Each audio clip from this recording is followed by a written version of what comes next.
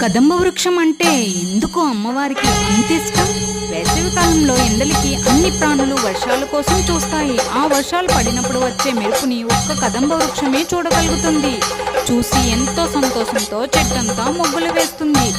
అందరూ సంతోషంగా ఉన్నారనే సంతోషంతో ఎన్నో పువ్వులు ఇస్తుంది. అందుకే అమ్మవారికి ఈ చెట్టు అంటే అంత ఇష్టం.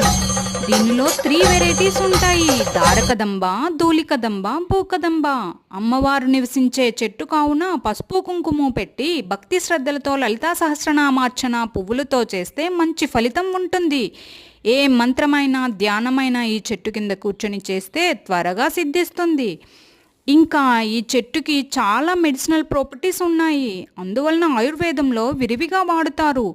ఈ ఆకులు ముద్దగా నూరి గాయాలపైన పెడితే త్వరగా మానుతుంది. స్వెల్లింగ్ కూడా పోతుంది. కదంబ బెరడు డికాషన్లా చేసి దాన్ని